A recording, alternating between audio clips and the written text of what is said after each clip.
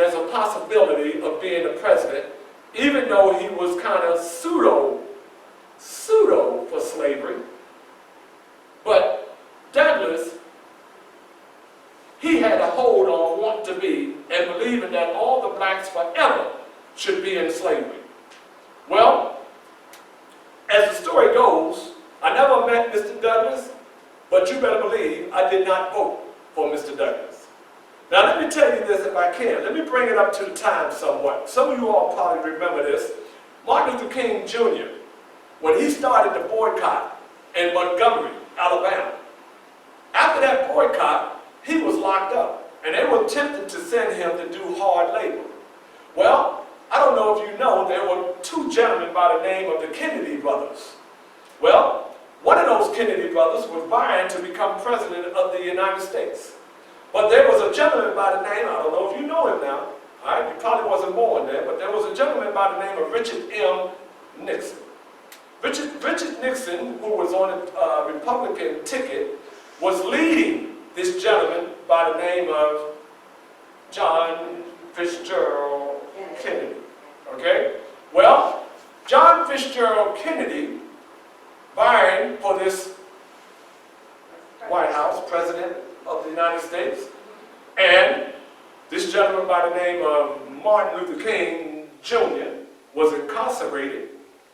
Well, Kennedy really wanted this office. So what did he do? He called Miss Coretta Scott King, asking Miss King, can she rally the black folks to get their vote? She said, well, there's a possibility, but what you need to do, you need to get my husband out of jail. And believe it or not, that's what he did. He commissioned for Martin to get out of jail, and so that's how he won by a very slim margin over Richard Nixon. Now let's go back to Douglas and Douglas. Now Douglas was leading the charge. He had the chance of becoming president of these United States. But Douglas, me, I saw something in that slim, tall, 6'4" giant, Slim Jim, I called him. I felt there was something distinct about this man. So what I did, I went on a campaign march for him. So what that meant is that the majority of blacks in this country, because of myself campaigning for him, started pulling their vote behind Abraham Lincoln, which caused him to win the presidency. So he became the 16th president of these United States, and not my namesake, Stephen Douglas. There's a tale that went around once my name started getting out there that Douglas, he felt so bad, sir, that he took the one S off his name. He went from being Douglas to Douglas. So anyway, quite naturally, as you know, Abraham Lincoln became the 16th president of these United States and married Lincoln. Well, you know the rest of that story. She married Abraham Lincoln. She also had to give up her slaves because Abraham Lincoln was not prone on giving up slavery. However, he did not want any more slavery. So eventually he started speaking out loud that slavery must come to an end. I believe it was October of that year that I was invited. Well, ma'am, I take that back. I wasn't invited. I didn't like what was going on. And at this time, I was living in Rochester, New York, on 1st Street. I boarded a train, and I made my way to the White House. And even though I tried to go in the front door, they refused me. But eventually, I wound up getting into that White House. And I stood in line to see the President of these United States. I was the 4th gentleman from the top. Notice I said gentleman. From the top. And all of a sudden, sir, out of nowhere, I thought I was going to be waiting at least for 5 days, but out of nowhere, sir, I heard Frederick Douglass. Not only did I hear Frederick Douglass, ma'am, I heard Mr. Frederick Douglass. So I'm assuming they didn't know if I was black or white. Well, when they guided me into a room, and it was like the waiting room, I went in that waiting room, if you will, and I sat down, and the door opened. A gentleman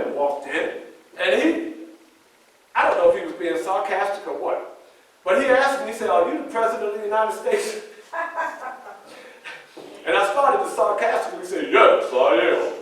But then I said, "No." He said, "Oh, okay." Then he left, and then another gentleman came to gather me.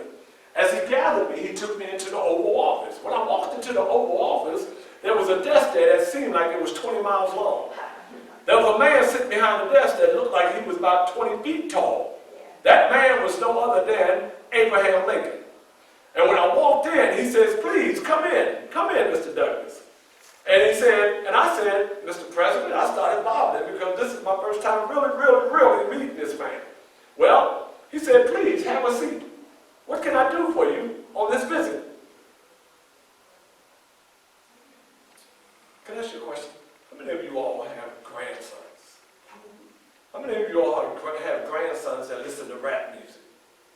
Anybody have grandsons that listen? Okay. Well, 9 times out of 10, our young Americans, especially boys coming up nowadays and maybe for the last 20 years, listening to hip-hop. Right? Hip-hop has really had an effect on our young people. And I will be honest with you, I do listen to hip-hop. I love music. I more so listen to hip-hop because I work with young people, so I got to listen to what they listen to. So, anyway, if you notice our young people, our young boys, young gentlemen, not only do they sag, anybody know what sagging is? Anybody know what sagging is? That's when they walk around with their pants down, showing their underwear. All right? And I tell, excuse me, ma'am, for my ladies and gentlemen, for my French, when they walk through the door, I tell them, "Quick, pull those pants up. Nobody wants to see your dirty underwear." "My underwear ain't dirty." I say, "Ooh, I smell them from here." But anyway, you know, a lot of times what these young fellas do, they have a tendency when they sit down like this. Or they sit down, they sit down with their hand here and they're going like this. You know, with their sagging pants and they're showing everything. Their nasty self. So anyway, when I'm doing this presentation with these kids, I have a tendency of showing them how a student gentleman sits and carries himself in public. It's one thing when you're in public, but when you're in public, you should have the manners of public. So when I sit down, I let them see me as I sit down.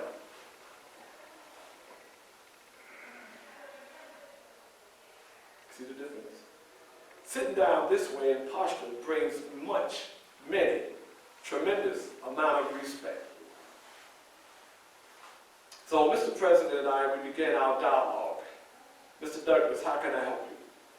I says, "Mr. President, thank you first and foremost for allowing me this opportunity to sit with you on this discussion and of the matters that are in my mind at this time."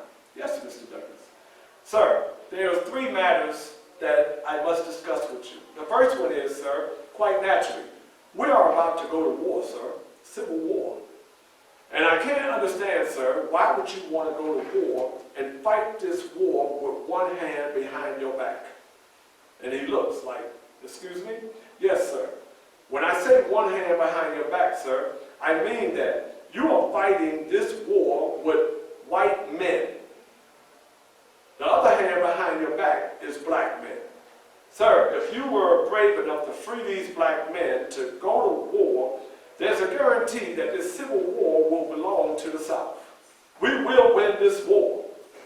However, on the other end of that, sir, if you allow us to pick up our muskets and move forth with a badge on our chest, and we fight in this war, once we win this war, sir, I ask that these black men that survived this war be free." Quite naturally, during the Civil War, as you know, there were many soldiers that were lost, that lost their life, and there were many black men who lost their life. But the mere fact of it is also, sir, of having these black men serve and be treated equally, meaning that equal pay, meaning that equal health care, meaning that equal barracks, being able to sleep in the same barracks as everybody else. The other topic, sir, quite naturally, is the women. Allowing women, not just white women, but black women, all women, to have the opportunity to vote. To allow them to have a voice. And lastly, sir, the other one would also be more important somewhat than the two. That would be the freedom of the Negro race. Well, at my conclusion, he got up, he went to the window, opened the shade up, and ladies and gentlemen, you know what he saw when he opened up the shade? He saw in 100 years into the future. And what was that he saw? He saw himself as a statue of the Lincoln Memorial. He saw the Lincoln Memorial, and he saw maybe 2 layers down, he saw a black man standing at a podium speaking, saying, "Free at last, free at last, free at last, thank God Almighty, we free at last." Abraham Lincoln saw that. So he turned around and he told me, he said, "Well, Mr. Douglas, I don't know if we should move too quick. I think we should wait." Now just imagine, ladies and gentlemen, he's talking 61 years ago from 2024, that blacks in this country would have just been free if he would have got his way. I left the White House, ladies and gentlemen. We shook hands, I walked outside and I turned around and I looked at that building. And I have you know, I felt big in that building. My chest was expanding so big that I could have burst my jacket out, because I felt so good to be in that White House as the first black man. You all were sitting here thinking to yourself, "Mr. Douglas, you were not the first black. Barack Obama was the first black." Wrong. I was. So anyway, as time went on and we get closer to January the 1st, 1863, we all were in church in Rochester, New York. And out of nowhere, come through the door, a soldier comes through the door, and he goes in his sack and he pulls out this paper. He unravels this paper and he stands there as we are looking. He says, "From the President of these United States, I am commissioned to stand before you this night to inform you that on this day of January 1, 1863, it is stated and signed by the President of these United States, President Abraham Lincoln, that all blacks in this country are forever now free, as written in this Emancipation Proclamation." And he wrapped it back up and he handed it to the preacher. And ladies and gentlemen, all my pictures that you see of me, one thing you do not see me doing is tearing up and crying. This particular night, I have you know, and I am proud to admit, that I shed tears. I shed tears at the fact that we were finally free. And in 1865, April,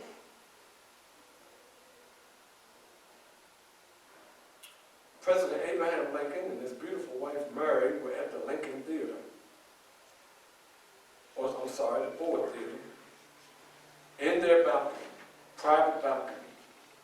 And an actor who was supposed to be on stage, somehow he found his way to the booth. And he wound up shooting our wonderful president in the back of the head. His name, in case you didn't know, was no other than John Wilkes Booth.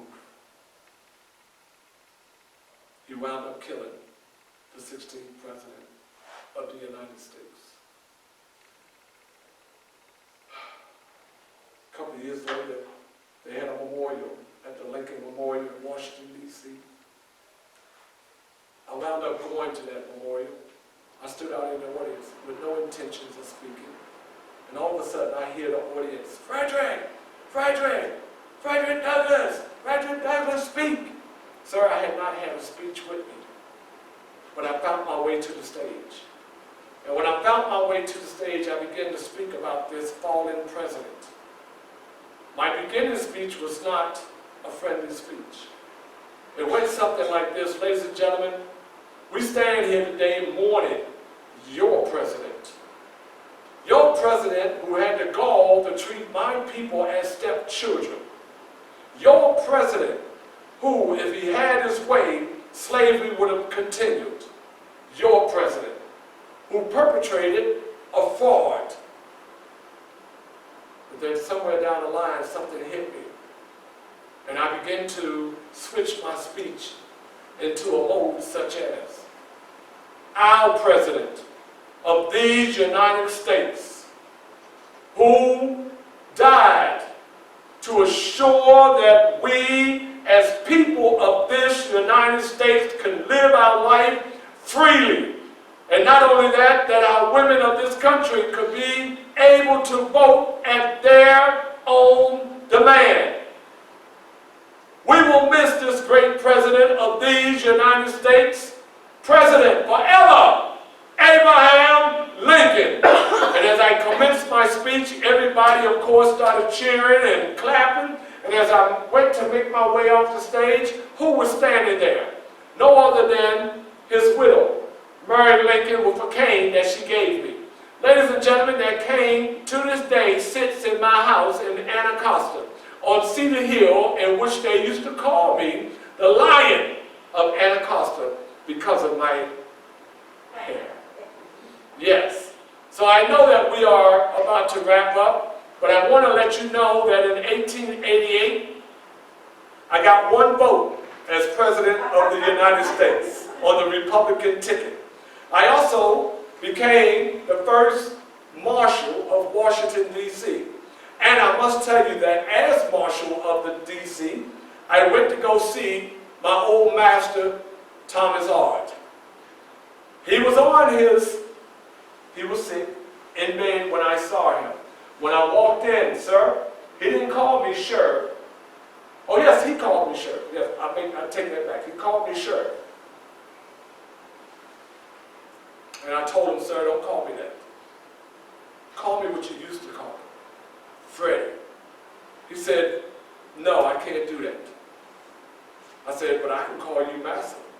And then he came out. I guess he was starting to feel a little something. He came out and said, Freddie, I'll be honest with you. You were always too good to be a slave. And he says, my heart goes out to your grandmother. How much you loved your grandmother, and she took care of all of us. So Freddie, I apologize to you. And I said, Master, no need to. And then I rubbed it in his face. I said, how you like me now? He said, I like it, I like it.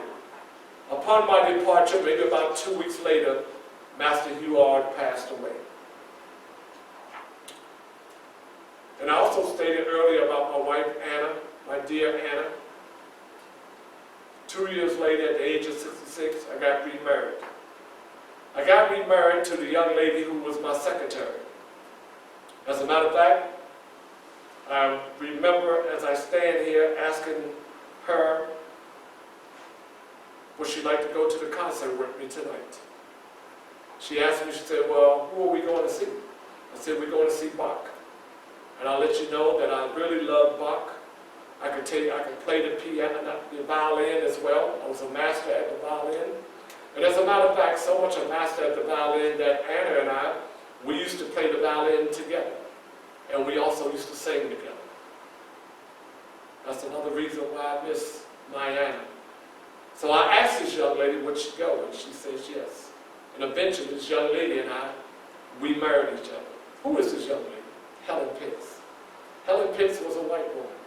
And I have, you know, Rosetta, my oldest daughter, matter of fact, is Helen right there. On the green board, next to me, above the grave. We married, and my daughter Rosetta, my family, they resented me for a long time. They refused to talk to me. Helen Pitt's family disowned her completely. So when they disowned her, we began to travel. We went overseas. We traveled a lot of places that I had traveled previously when I was running away from slavery. And when I got to some of these places overseas, a lot of the friends of mine, they had passed on.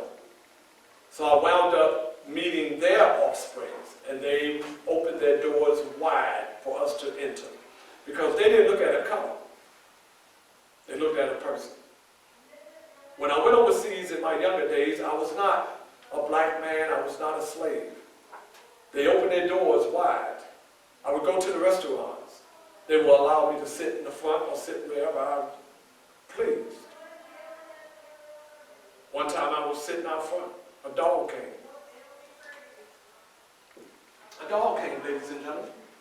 Came right up to me. He didn't sniff me and run away. Arr! A coon! A Negro! No, he came and he put his paws up right here. How many of you all have dogs? How many of you all that had the dog come up to you and put the paws right there and be wagging their tail and looking at you with the tongue flying everywhere? That's what the dog did. And the dog, in his own little way, he said, "Oh, welcome! Where are you? You got the food?" So, over there, it wasn't about the color of the skin. We were treated as a person. It was unfortunate that when I came back to America, they treated me as a Negro. And if they could have got their hands on me, especially after the John Brown incident, they could have hung me.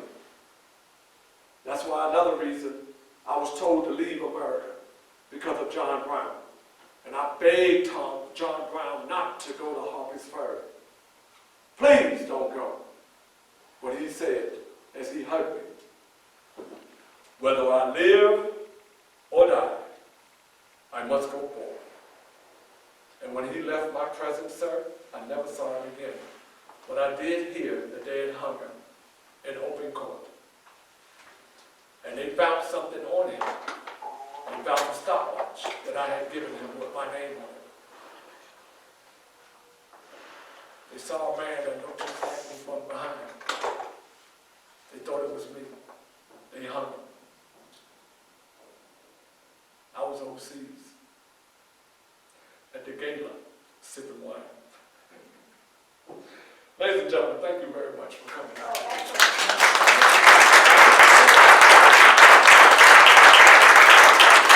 I hope I made it worth your while. Yes, you seem as though we could have went till 9 o'clock at night. I had to cut it short because Anna was going to be calling. So, but thank you very much. Is there any questions, any answers, any statements? Yes, sir. I got it. Your story. Yes, sir. Emancipation Proclamation free. And you speak the truth. Because of the fact that it didn't only free, so-called free a portion, and that's why we had what came along in 1865, Juneteenth, because there were still slaves. And not only that, if I could add, even though they say they were free, a lot of the slaves were not free. They were not free because they did not have education. They were not free because if they would have left those plantations and went out about, how would they survive? They had no knowledge of how to survive, how to eat, how to bring in financial gains, if you will, how to take care of their family. So a lot of them wound up staying right there on the plantation. Now, get this. Even though they were free, they were entitled to be paid. But the way the slave master did it, right? Well, you're sleeping in my house. You're eating my food. You're wearing my clothes. So guess what? You are working for what you wear, what you eat, and how you sleep. So they were not free. And even if they tried to get away, and really at this point they didn't have to run because they were so-called free. But you're right, sir. They were still slaves. How did you learn to read when you're young boy? That's a good question. Yes. As a matter of fact, the art would pay me to go to the store. I would go in the kitchen and get bread and put it in my pockets, and I would go to the store. When I got to the store, there were white boys there. Those white boys were hungry. I was hungry. So what I would do, I would trade them food, bread, for them to teach me how to spell. And not only that, with those pennies I got for going to the store, I saved those pennies and I wound up buying my first book, which was the Columbian Orator. Inside that book were speeches from presidents such as George Washington, Thomas Jefferson, Quincy Adams, and I keep forgetting his name, the gentleman who wrote the Star Spangled Banner, Francis Scott Key, and the young man who wrote about the Ravens, which just happened to be my favorite team, the Baltimore